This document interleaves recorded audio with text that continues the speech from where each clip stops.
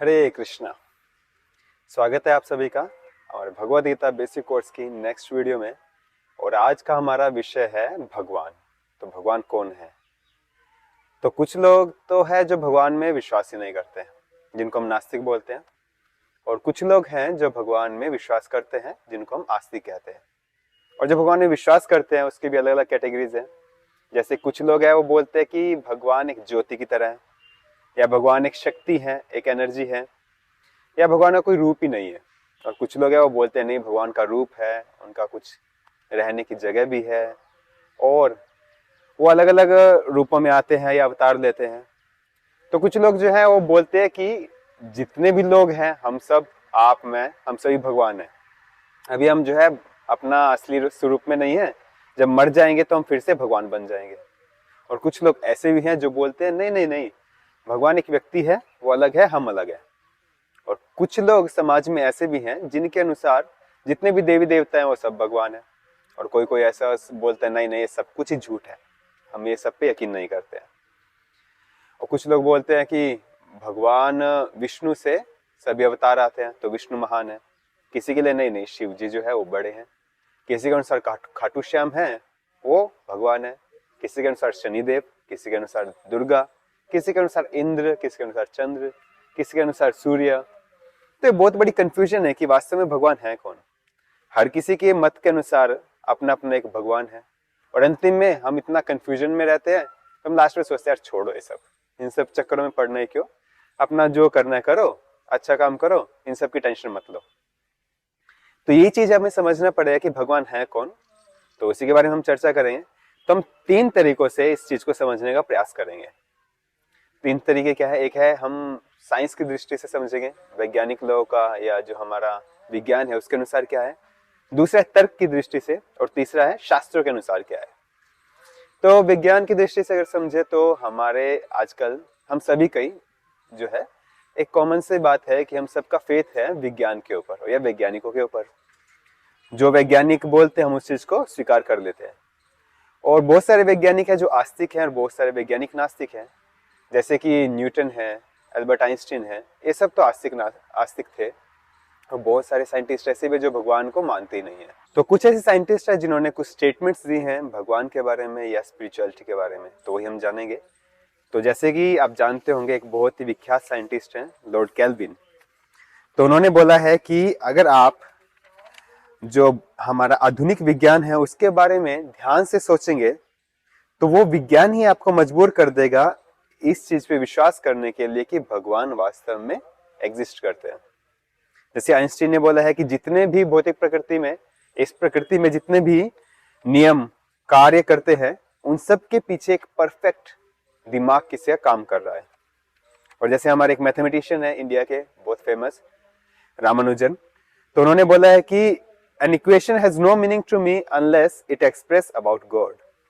और एक Heisenberg scientist हुए हैं जिन्होंने बोला है the first gulp from a glass of natural science will turn you into an atheist, but at the bottom of the glass God is waiting for you.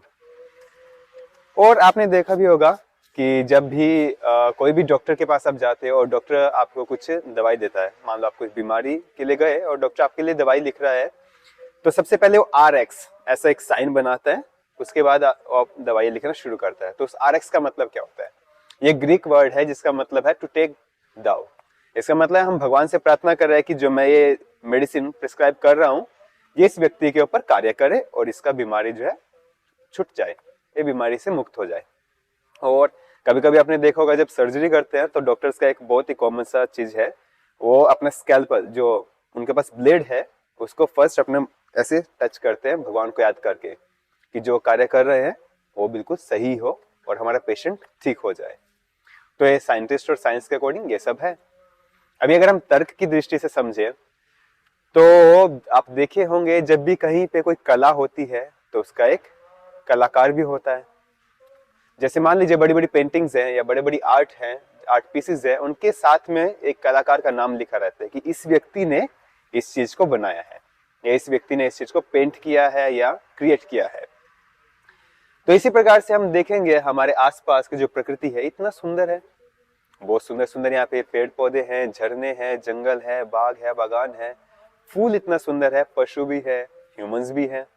एक फूल को अगर आप देखो तो उसके अंदर कितना प्यारे कलर्स रहते हैं, बहुत ही स्पेशल। या एक बटरफ्लाई, एक तितली को आप देखिए कितना सुंदर उसमें कलर रहते हैं, कि बहुत ही ध्यान से किसी ने उसको पेंट किया है। ये आप देखो एक पेड़ है, जैसे रूट है या स्टेम है, और उसमें लीव्स भी हैं, फ्लावर है, और उसमें फ्रूट्स भी हैं। तो लीव्स का, स्टेम का कलर ग्रीन है, पर फ्लावर का कलर एक अलग स्पेशल कलर है, और फ्रूट अपना एक अलग चीज है जो बहुत ही टेस्टी भी है और अलग अलग चीजों में काम आता है। और एक पेड़ हमेशा एक ही तरह का ऐसे फूल या फल देता है। तो बहुत ही परफेक्टली डिजाइन किया हुआ है और वो बहुत ही परफेक्टली कार्य भी करता है। और अगर आप सभी मनुष्यों को देखेंगे तो उनमें भी सब में भिन्नता है। हर कोई अपने आप में एक यूनिक है, और उनका दिमाग, उनका बुद्धि, उनके जो स्किल्स हैं, टैलेंट है, या उनका फेस है, वो सभी अपना एक दूसरे से बहुत अलग अलग है। इसी प्रकार से जो एनिमल्स है वो भी अपने एक स्पेशल एक जगह उनकी बनाई गई है। तो इन सब के पीछे भी कोई ना कोई एक बहुत शार्प ब्रेन होगा किसी ना किसी का। ये तो एक नेचुरल सी चीज है।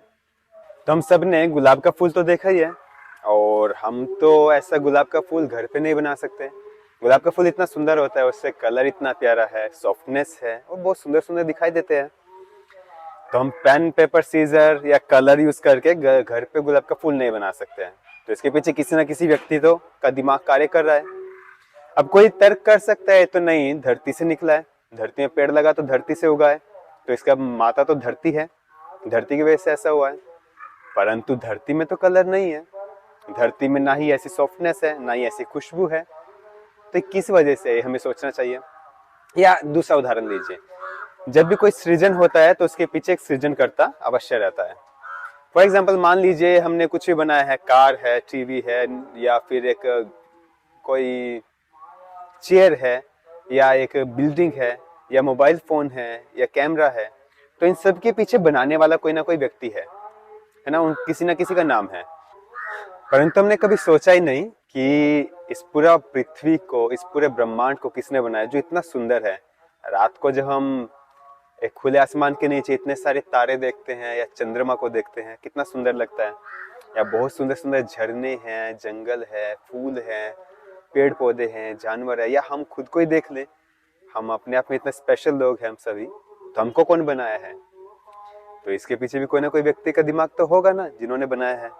तो वो कौन है, वो भी जानना चाहिए हमको। या तीसरा उदाहरण लीजिए, मान लीजिए जब हम किस चीज को नियंत्रण करते हैं तो पीछे एक नियंत्रण करता भी होता है। एक देश को कंट्रोल करता है वहां का जो प्राइम मिनिस्टर है, प्रेसिडेंट है। एक स्टेट को कंट्रोल करते हैं वहां का चीफ मिनिस्टर, और सिटीजन्स को कंट्रोल करते हैं पुलिस, सैटेलाइट्स को कंट्रोल करते हैं साइंटिस्ट, या फिर एक फैमिली को कंट्रोल करते हैं फैमिली हेड। और मेरे हाथ पैर को मुझे कंट्रोल करना है तो मैं कंट्रोल करता हूँ। तो इसी प्रकार से कोई ना कोई जो है हर एक चीज का कंट्रोलर है। मैं खुद को कंट्रोल कर सकता हूँ, अपने शरीर को कंट्रोल कर सकता हूँ, मैं कुछ लोगों को कंट्रोल कर सकता हूँ जो मेरे अंडर कार्य कर रहे हैं। मान लीजिए मैं बॉस हूँ या मेरे अंडर कुछ फॉलोअर्स कार्य कर रहे हैं, तो मैं उनको कंट्रोल कर सकता हूँ। बट मैं ओवरऑल पूरे वर्ल्ड को या पूरे यूनिवर्स को कंट्रोल नहीं कर सकता हूँ। जैसे कि सुबह सुबह रोज सूर्य अपने टाइम से आता है, सीजन्स अपने टाइम से चेंज होते हैं, कभी मिस नहीं होते। या सूर्य बोले नहीं आज मैं छुट्टी पे हूँ, आज मैं उठूंगा नहीं, तो आज अंधेरा रहने दो, ऐसा नहीं होता। ये जितने भी ग्रहों की जो गति है वो दूसरे ग्रह से रिलेटेड ये जितने भी ग्रह आपस में घूम रहे हैं या एक जगह पे स्थित है, वो भी कैसे स्थित है, इन सबको कोई ना कोई तो कंट्रोल कर रहा होगा। इस धरती पे कितना पानी आना है, समुद्र का लेवल बिल्कुल सीमित रहना है, बार बार बारिश होना है या नहीं होना है, स्नोफॉल होना है, ये टेम्परेचर कंट्रोल कर रहा है, इसके पीछे भी कोई ना कोई तो कंट्रोलर होगा। तो ये तर्क की दृष्टि से हम यही समझे है कि इन सभी कार्यों के पीछे कोई ना कोई एक व्यक्ति तो है जो कार्य कर रहा है। तो शास्त्रों के अनुसार है कि भगवान है जो सब कुछ को कंट्रोल करते हैं, सब किसी चीज की रचना करते हैं और सब चीज का पालन करते हैं। तो भगवान है कौन? क्या जितने हम लोग मानते हैं कि सभी देवी देवता भगवान है, क्या ये है ट्रुथ, या ट्रुथ कुछ और है? तो शास्त्रों में बताया गया है कि अगर आप भागवतम पुराण देखेंगे या फिर ब्रह्म संहिता पढ़ेंगे, तो ब्रह्म संहिता में जो पहला श्लोक है 5वें अध्याय का, वो है ईश्वर परम कृष्ण सच्चिदानंद विग्रह अनादिरादिर गोविंद सर्व कारण कारणम। कि जो परम ईश्वर है वो कृष्ण है और वो सच्चिदानंद है, सत चित आनंद की मूर्तिमान विग्रह है, और वो अनादिर आदिर गोविंदा, वो शुरुआत से है और जितने भी कुछ भी घटित होता है उन सब का कारण है वो। तो ब्रह्म संहिता में ब्रह्मा जी बोल रहे हैं कि ईश्वर परम कृष्ण है, कृष्ण जो है वो परम ईश्वर है। और पराशर मुनि जो व्यासदेव जी के पिताजी हुए हैं, उन्होंने भगवान की एक डेफिनेशन दी है। तो पराशर मुनि की डेफिनेशन के अनुसार ये है कि ऐश्वर्यस्य समग्रस्य वीर्यस्य यशस्य श्रिय ज्ञान वैराग्यश्चैव षण्णाम भग इतिंगना। तो उनके अनुसार है कि 6 क्वालिटीज व्यक्ति में पूरी तरह से होनी चाहिए। सबसे पहले ऐश्वर्य, उस व्यक्ति के पास सारा धन उसके पास होना चाहिए, ठीक है। दूसरा है वीर्य, मतलब वो सारा बल उस व्यक्ति के पास होना चाहिए। तीसरा है ज्ञान वैराग्य, पूर्ण ज्ञान उसके पास होना चाहिए, पूर्ण वैराग्य उसके पास होना चाहिए, पूर्ण सौंदर्य उसके पास होना चाहिए, और ऐश्वर्य समग्र से वीर्य से यश, और पूर्ण यश उस व्यक्ति के पास होना चाहिए। जिस व्यक्ति के पास ये 6 ऐश्वर्य पूरी तरह से है, वो व्यक्ति भगवान कहलाने के लायक है। तो हम देखे होंगे बहुत सारे लोग हैं जिनके पास बहुत धन है इस दुनिया में, इस अर्थ पे सबसे ज्यादा रिच लोग हैं वो, परंतु उसके पास सारा सौंदर्य हो, साथ में सारा ज्ञान भी है, यह सारा का सारा उसका फेम भी उसी का ही है, यह सारा पावर स्ट्रेंथ भी उसी के पास है, यह सारा त्याग वैराग्य भी उसके पास है, ऐसा संभव नहीं है। कोई लोग सुंदर हो सकता है परंतु उसके पास सारा धन हो, ऐसा भी संभव नहीं। तो एक व्यक्ति जिसके पास से 6 का 6 पूर्ण रूप से है, उस व्यक्ति को भगवान कहा जा सकता है। तो अगर हम देखें तो कृष्ण जी ऐसे व्यक्ति हैं जो इन सारी कंडीशंस को फुलफिल करते हैं। भगवान कृष्ण सबसे सुंदर है, इतने सुंदर है कि हर कोई उनसे मोहित हो जाता है। हम एक कामदेव से मोहित होते हैं ना, इस दुनिया में जो स्त्री पुरुष का आकर्षण है उसका कारण है कामदेव। तो हम सभी तो एक कामदेव की वजह से आकर्षित हो जाते हैं, परंतु भगवान कृष्ण है जो करोड़ों करोड़ों कामदेव को भी आकर्षित कर लेते हैं। कामदेव का एक दूसरा नाम है मदन, और भगवान कृष्ण को बोला जाता है मदन मोहन, जो कामदेव को आकर्षित कर ले। क्योंकि ब्रह्म संहिता में क्या लिखा है कि कंदर्प कोटि कमनीय विशेषाशुभम गोविंदमादि पुरुषम तमहम भजामि, जो कोटि कोटि कामदेवों को भी आकर्षित कर ले, ऐसे भगवान गोविंद को मेरा नमस्कार है। और वहीं पे बताया गया है कि जो पूर्ण ज्ञान भगवान कृष्ण के पास है ही, भगवान कृष्ण ने 45 मिनट में पूरा भगवद गीता ज्ञान अर्जुन के सामने दे दिया। भगवान ने तो 45 मिनट में बोला, परंतु हम लोग उसे 45 जीवन भी पढ़ेंगे या समझने की कोशिश करेंगे, शायद तब भी पूरी तरह से समझ ना पाए, वो इतना अथाह ज्ञान है। भगवान के पास पूर्ण सौंदर्य भी है, पूर्ण ज्ञान है, पूर्ण बल भी है। 3 महीने के थे तो पूतना राक्षसी को मार दिया केवल दूध पी के, उसका प्राण ही चूस लिया। और जब 7 साल के थे तो गोवर्धन पहाड़ को 7 दिन 7 रात तक छोटी उंगली पे उठा के रखा। ऐसा हम लोग तो नहीं कर सकते, हम 7 दिन तक एक छोटे से पत्थर या छोटा सा ईंट नहीं उठा सकते। भगवान ने इतना बड़ा गोवर्धन को उंगली पे उठा के रख लिया, कैसे संभव है? भगवान ने तो कोई तपस्या नहीं किया था या कोई योग सिद्धि नहीं किया कि चलो थोड़ा तपस्या कर लेंगे उसके बाद पावर से उसे उठा देंगे। वो तो छोटे से बच्चे थे, उनको टाइम ही नहीं दिया तपस्या करने का, तो कैसे करेंगे? परंतु उनके पास इतना बल है, पूर्ण बल है, और भगवान का सौंदर्य भी है, पूर्ण ज्ञान है, पूर्ण बल है, पूर्ण यश है। भगवान 5000 वर्ष पहले भगवद गीता ज्ञान दिए थे, आज तक भगवान को हर कोई याद करता है। भगवान हर जगह आज भी पूजे जाते हैं, आज भी भगवान की भगवद गीता को हर कोई सम्मान देता है। और भगवान तो माखन चोर है, ठीक है, माखन को चोरी किया। नॉर्मल कोई अगर चोरी करता है तो उसको हम क्या करेंगे, उसको दंड देंगे या उसका बदनाम करेंगे, परंतु जब भगवान चोरी करते हैं तो उनका नाम माखन चोर हो जाता है और पूरे दुनिया में फेमस हो गए माखन चोर के नाम से। या जब एक क्षत्रिय युद्ध भूमि को छोड़ता है तो उसको कायर बोला जाता है, ये काम का नहीं है, ये तो फेल हो गया, कायर है। परंतु जब भगवान रण को छोड़ के जाते हैं, युद्ध भूमि को छोड़ के जाते हैं, तो उनका नाम रणछोड़ पड़ जाता है और वो पूरा दुनिया में फेमस हो जाता है रणछोड़ भगवान के नाम से। ऐसे है कृष्ण जी, उनका पूर्ण यश है। और भगवान के पास जो है पूर्ण धन है। धन की बात अगर करें तो द्वारका के बारे में अगर आप चर्चा करेंगे, द्वारका एक ऐसी नगरी थी जहां पे भगवान के 16,108 पत्नियां थी, तो 16,108 भगवान के महल हैं। छोटा छोटा कमरा नहीं, बड़ा बड़ा महल, हर एक पत्नी के लिए एक एक महल है। और हर एक महल ऐसा नहीं कि सिंपल सा बना दिया, नहीं, उसके अंदर जो है उसके पिलर्स में भी उसे मोती, बहुत सारे रत्न, बहुत सारी मणियां लगी हुई थी। भगवान की जो बेडशीट थी वो भी इतना बिल्कुल प्योर व्हाइट आइवरी जैसा था, और वहां पे लाइट्स की जरूरत भी नहीं पड़ेगी, वो अपने आप इतना चमकता था। इतनी सारी मनियां वहां पे लगी हुई थी, सुंदर सुंदर बागान है, बगीचा है, इतना ओपुलेंस भगवान का था द्वारका नगरी में।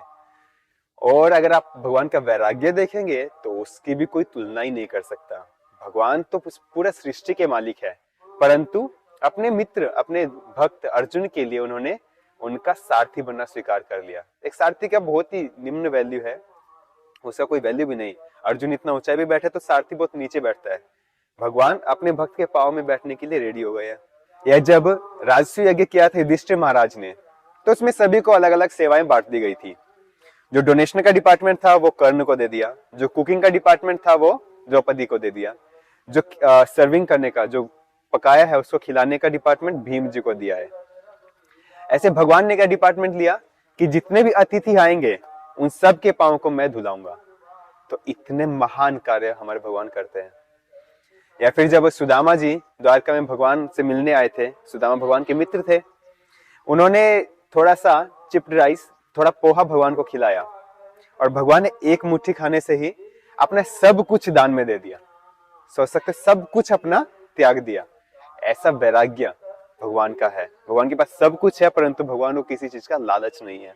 हमारे पास तो अगर 50-100 रुपये होता है, हम उसको भी नहीं नहीं देना नहीं, ये हमारा है, कैसे दे दें हम 50-100 रुपये से भी इतना आसक्त रहते हैं, और भगवान तो सब कुछ देने के लिए रेडी है। तो ये 6 की 6 कंडीशंस जो है केवल भगवान कृष्ण फुलफिल करते हैं। बाकी कोई देवी देवता या कोई भी व्यक्ति इन 6 को फुलफिल नहीं कर सकता है। और भगवान के बारे में अगर आप भगवद गीता में पढ़ेंगे तो भगवद गीता में भगवान खुद ही बोल रहे हैं, अहम सर्वस्य प्रभवो मत्तः सर्वम प्रवर्तते, कि मैं, मुझसे ही जो है सब कुछ निकला है। जितने भी भौतिक जगत है या आध्यात्मिक जगत है, उन सब का जो सोर्स है, उन सब का जो स्रोत है वो मैं ही हूं। या फिर भगवान ही बोल रहे हैं, मत्तः परतरम नान्यात् किंचित् अस्ति धनंजय, कि हे अर्जुन, हे धनंजय, मुझसे परे और कोई नहीं है, मैं ही सब कुछ हूं। और अथर्ववेद के गोपालतापनी उपनिषद में एक श्लोक आता है, तो श्लोक में भगवान कृष्ण के बारे में बताया गया है, यो ब्रह्माणं विदधाति पूर्वम यो वेदांश्च गप्यति स्म कृष्णा। तो उस श्लोक में बताया गया है कि शुरू में जब इस सृष्टि का शुरुआत हुआ था तब केवल कृष्ण ही थे, और उन्हीं कृष्ण ने ही ब्रह्मा जी को ज्ञान दिया था। और ब्रह्मा जी को ज्ञान कैसे दिया? उनके हृदय में उनको ज्ञान प्रकाशित किया था। यह श्रीमद् भागवतम का फर्स्ट श्लोक जो है उसमें क्या बोला है, तेने ब्रह्मा हृदय आदि कव्य, कि जो कृष्ण ही वो भगवान है जिन्होंने शुरुआत में, जब सृष्टि की शुरुआत में नहीं हुई थी, तब ब्रह्मा जी को हृदय में ज्ञान प्रदान किया था। सृष्टि की रचना कैसे हुई थी? तो जब सृष्टि की रचना हुई, ये हमारे भौतिक जगत की रचना हुई, तो ब्रह्मा जी प्रकट हुए, उनको कुछ दिखाई नहीं दे रहा है, हर जगह अंधेरा है। कमल के ऊपर वो विराजमान थे, कमल फूल के ऊपर। वो हर जगह तलाश किए कि मैं कहाँ से आया हूँ, क्या करना है। वो उस समय परेशान थे। तब हर जगह तलाश करने के बाद उनको एक शब्द सुना गया, तप, जिसका अर्थ था अब तुम भक्ति करो। तो उन्होंने भक्ति किया, उनके हृदय में भगवान ने ज्ञान प्रदान किया, और तब उन्होंने ब्रह्म संहिता भगवान के गुणगान में उच्चारण की, जिसका पहले श्लोक में बता चुका हूं क्या था, ईश्वरा परमा कृष्ण, कि जो कृष्ण है वो परम ईश्वर है। और भगवान के बारे में एक सिंपल सी डेफिनेशन है, भगवान को बोला जाता है असम ऊर्ध्व, कि जो जिनके बराबर में कोई नहीं है और जिनसे ऊपर कोई नहीं है, वो भगवान है। जब भगवान द्वारका में थे तो द्वारका इतना बड़ा नगरी था कि भगवान के जो बच्चे थे उनको पढ़ाने के लिए ही 3,80,00,000 इतने सारे टीचर थे उनके गुरुकुल में। या एक और सिंपल सा डेफिनेशन दीजिए कि जैसे कि मेरे एक पिताजी हैं, उनके भी एक कोई पिता है, उनके पिता के कोई पिता है, इस प्रकार से उनके भी पिता है। तो ऐसे करते करते जो सबसे ऊपर टॉप पे है वो भगवान है, जिनका कोई माता पिता नहीं है। अब कोई तर्क कर सकता है, भगवान के तो माता पिता थे, देवकी वासुदेव भगवान के माता पिता थे, परंतु ऐसा नहीं है। भगवान के वास्तव में कोई माता पिता नहीं होते। भगवान अपने ही भक्तों में से किसी को चुन लेते हैं कि आप हमारी लीला में मेरे माता पिता का रोल कीजिए। तो इस प्रकार से अपने भक्तों को आनंद देने के लिए उनको माता पिता के रूप में स्वीकार करके भगवान ऐसी लीला करते हैं कि मैं एक छोटा शिशु हूं या मैं छोटा हूं और आप मेरे माता पिता, आप मेरे ऊपर शासन कीजिए। और भगवान को बोला जाता है सर्वज्ञ, जो सब कुछ जानते हैं, या सर्वशक्तिमान, जिनके पास सारी शक्तियां हैं, या भगवान को बोला जाता है सर्वव्याप्त, मतलब जो हर जगह विराजमान है। तो इसके बारे में एक छोटा सा एक स्टोरी भी है। जब ब्रिटिशर्स का टाइम था इंडिया में, जब वो रूल कर रहे थे, तो एक यूरोपियन व्यक्ति आया, क्योंकि उसने सुना था कि अगर आपको जानना हो कि क्या भगवान होता है, क्या आत्मा होती है, जो स्पिरिचुअल साइंसेस के बारे में आपको जानना हो, तो इंडिया से अच्छा कोई और देश नहीं है। तो एक यूरोपियन भी आया, चलो हम भी देखते हैं इंडिया में है क्या, इंडिया की ऐसी क्या विरासत है। तो वो भगवान की तलाश के लिए अलग अलग मंदिरों में गया। एक मंदिर में गया जिसमें एक मूर्ति को देखा, तो पुजारी से पूछा ये कौन है, तो बोला ये हमारे भगवान है। अच्छा ये कौन है, गणेश जी हैं। ये क्या कर रहे हैं, ये अपने छोटे से चूहे के ऊपर सवार होके जा रहे हैं, और इनके हाथ में क्या है, इनके हाथ में एक जो है कुल्हाड़ी है, एक्स है, एक हाथ में लड्डू है, और ये कहीं पे जा रहे हैं। कहाँ जा रहे हैं, ये असुरों को मारने जा रहे हैं। ओ अच्छा ठीक है, आते हैं। फिर अगले मंदिर में गया, उसमें देखा दुर्गा माता का मंदिर था। पुजारी से पूछा ये कौन है, ये हमारे भगवान है। ये क्या करते हैं, इनके 8 भुजाएं हैं, 8 में अस्त्र शस्त्र हैं। इनके नीचे शेर रहता है, और शेर के आगे एक असुर पड़ा है, ये असुरों को विनाश करती है। अच्छा ठीक है, आते हैं। तो यूरोपियन अगले एक मंदिर में जाते हैं, वहां पे देखते हैं काली माता है। तो काली माता, उनके हाथ में तो एक हाथ में बाउल है, एक हाथ में खड़ग है। पुजारी से पूछे क्या करती हैं, ये सभी असुरों को मारती है, बहुत शक्तिशाली है, सभी असुरों को खत्म कर देते हैं, उनका खून पी जाती है। बोला ओ अच्छा ठीक है। तो ऐसे वो अनसेटिस्फाइड था, उसका फ्रेंड था कोलकाता में, वो बोला हाँ भाई कुछ पता चला, वो बोला नहीं मैं अभी तक संतुष्ट नहीं हूँ। बोला ठीक है, पास में एक और मंदिर है राधा कृष्ण का, यहाँ चलते हैं। तो उसको ले गए राधा कृष्ण मंदिर में, और वहां पे पुजारी से पूछा ये आपके भगवान है, ये क्या करते हैं। वो बोले कुछ नहीं करता है। कुछ नहीं करता, क्यों, कुछ तो करता होगा। बोला नहीं, ये बस खड़े होके बांसुरी बजाते हैं, माखन चोरी करते हैं, इनके साथ श्रीमती राधा रानी है, इनके बहुत सारे ग्वाल बाल हैं, इनके गोप गोपियां हैं, और इनके पास गाय है, इनके पास मयूर है, बंदर है, इन सबके साथ ये खेलते हैं, बस दिन भर खेलते हैं, खाते हैं, बांसुरी बजाते हैं, और कुछ नहीं करते। और असुरों को मारना वो नहीं करते।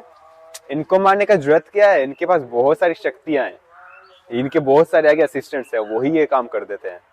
तो मान लिया हाँ ये भगवान है, मैं इनको भगवान के रूप में स्वीकार करता हूँ।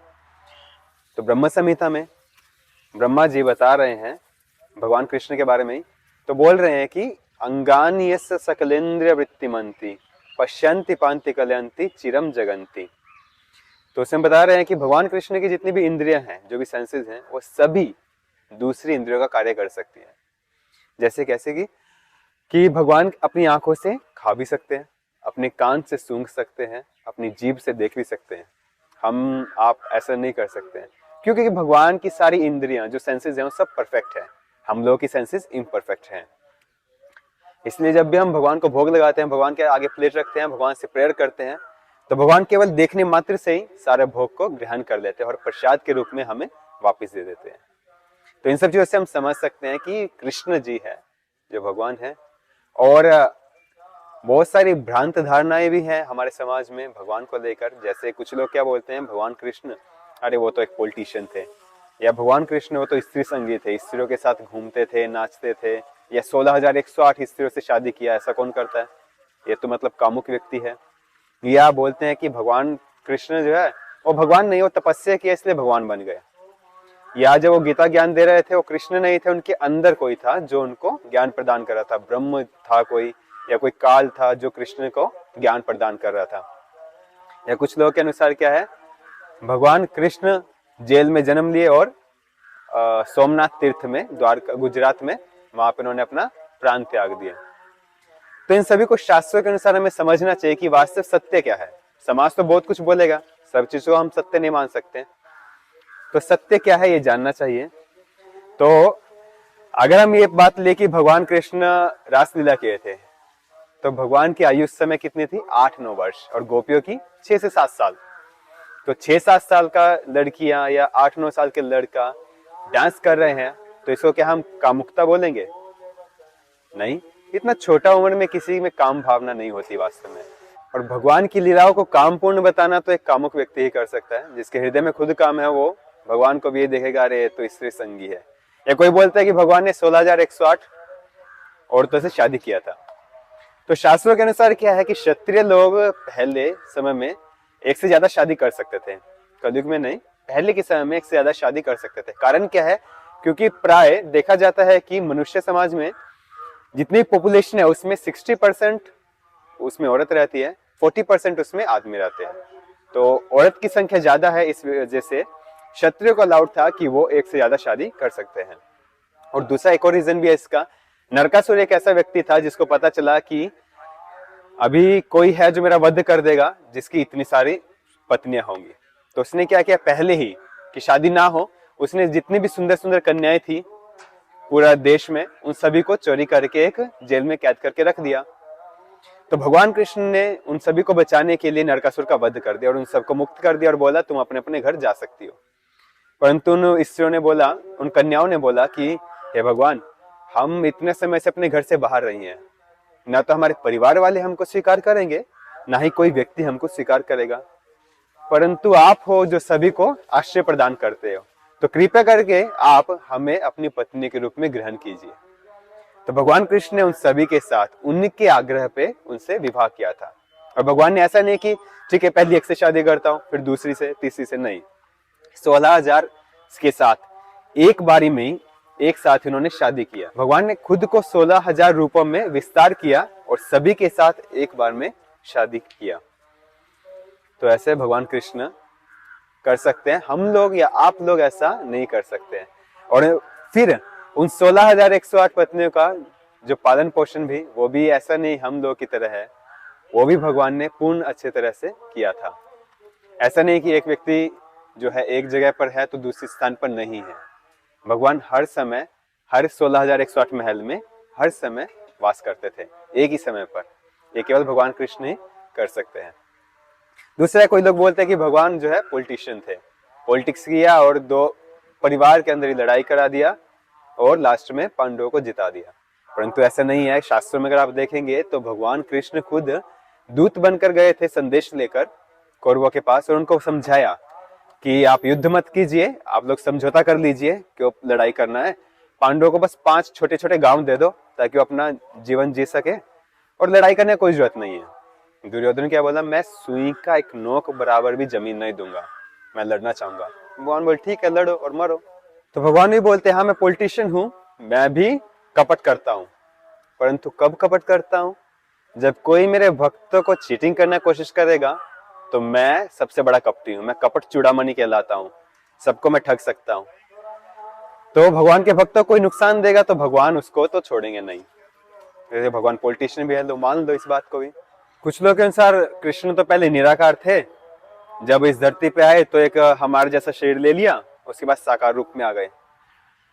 तो भगवान कृष्ण खुद 7वें अध्याय के 24वें श्लोक में भगवद गीता में बता रहे हैं कि जो मूर्ख लोग हैं वो ऐसा सोचते हैं कि मैं पहले निराकार था, अभी एक शरीर लेके इस धरती पे विचरण कर रहा हूँ। तो वास्तव में कृष्ण जो है पहले भी कृष्ण थे, अभी भी कृष्ण है। जैसे कुछ लोग क्या बोलते हैं कि जब गीता का ज्ञान दिया तो काल भगवान के अंदर बात कर रहा था, ब्रह्म था या भगवान के अंदर कोई और था जो भगवान के अंदर बात कर रहा था। परंतु वास्तव में ऐसा कुछ नहीं है। कृष्ण के अंदर बाहर सब एक ही है, अंदर भी कृष्ण है बाहर भी कृष्ण, वो एक ही है, ऐसा कोई अंदर बाहर कुछ नहीं है। तो मूर्खों का अपना अपना मत है जो वो दे के लोगों को थोड़ा भ्रमाते हैं। ऐसी सुंदर सुंदर बातें करके जो है आप जनता को आसानी से बहका सकते हो ना, ओ ये व्यक्ति बहुत ज्ञानी है, तो इससे आप अपना अच्छे से बहुत सारे लोगों को भीड़ इकट्ठा कर सकते हो। तो मूर्खों का काम है इन सब चीजों पे विश्वास ना करके हमें शास्त्रों से जानना चाहिए। कुछ लोग बोलते हैं कि भगवान कृष्ण तो तपस्या किया इसलिए भगवान बन गया, परंतु अगर आप देखो तो कृष्ण जी तपस्या करने का टाइम ही कहाँ मिला। छोटे से थे तभी से ही इतने सारे असुर आने लगे, 3 महीने के थे तब भी पूतना को मारा, कुछ दिनों के बाद तृणावर्त और इतने सारे केशी को मारा, धेनुकासुर को मारा। जब 7 साल के थे तो गोवर्धन पर्वत को उठाया। तो भगवान कृष्ण को तो तपस्या करने का कोई समय दिया ही नहीं। या एक और मत है कि भगवान जेल में जन्म लिए और प्रभास क्षेत्र में उन्होंने अपना शरीर को त्याग किया। तो भगवद गीता में 4थे अध्याय का 9वां श्लोक है क्या, जन्म कर्म च में दिव्यम एवं यो वेत्ति तत्वता, कि भगवान कृष्ण का जो जन्म है वो दिखाई देता है कि जन्म है, परंतु दिव्य कार्य है, वो दिव्य लीला है। भगवान जन्म नहीं लेते, भगवान प्रकट होते हैं। भगवान जब प्रकट हुए थे वसुदेव और देवकी के सामने, तो वसुदेव देखे अरे ये कैसे है, एक ऐसा शिशु है जिसके बड़े बड़े बाल हैं, सिर पे मोर का पंख है, 4 हाथ है, पीले कपड़े पहने हुए हैं और स्माइल कर रहा है। और इतने सुंदर से आभूषण पहने हैं, श्रीवत्स का चिन्ह है, कौस्तुभ मणि धारण किया हुआ है। ऐसा कोई शिशु इस संसार में तो कभी कोई जन्म लेता नहीं, तो ये कैसे शिशु है? तो वसुदेव भी भगवान को देख के आश्चर्यचकित थे। और प्रभास क्षेत्र में भगवान ने अपने शरीर को त्याग दिया। जब भगवान कृष्ण युद्ध स्थली में, जब महाभारत का युद्ध हो रहा था, जब युद्ध स्थली में थे, तो इतने सारे तीर भगवान के शरीर को लगे, इतने सारे तीर भीष्म पितामह ने भगवान के शरीर को मारा, भगवान को कुछ नहीं हुआ। भगवान को ऐसे पिंच जैसा फील हो रहा था। और जब प्रभास क्षेत्र में भगवान रेस्ट कर रहे थे एक पेड़ के सहारे पे, तो भगवान के पांव चमक रहे थे, तो किसी शिकारी ने पांव पे निशाना मार दिया कि ये शायद हिरण की आंख है। तो पांव पे तीर लगने से भगवान ने अपना शरीर त्याग दिया। ये तो कोई लॉजिक वाली बात नहीं हुई। एक्चुअली ये एक लीला है, जिसमें जैसे एक जादूगर अपनी लीला करता है, अपना एक ड्रामा रचित करता है, उसके बाद अपना ड्रामा खत्म करके गायब हो जाता है।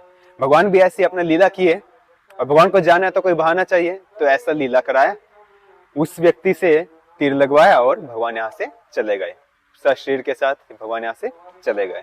तो ये भ्रांत धारणाएं हैं समाज में भगवान के बारे में।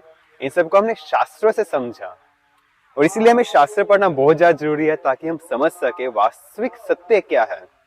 ना कि हमें व्हाट्सएप, इंस्टाग्राम या कहीं सुनी बातें या फिर कहीं सुनी तथाकथित धार्मिक पुस्तिका या न्यूज़पेपर, इन सब चीजों से ज्ञान लेने के बजाय हमें शास्त्रों से ज्ञान लेना चाहिए और सत्य को जानने का प्रयास करना चाहिए।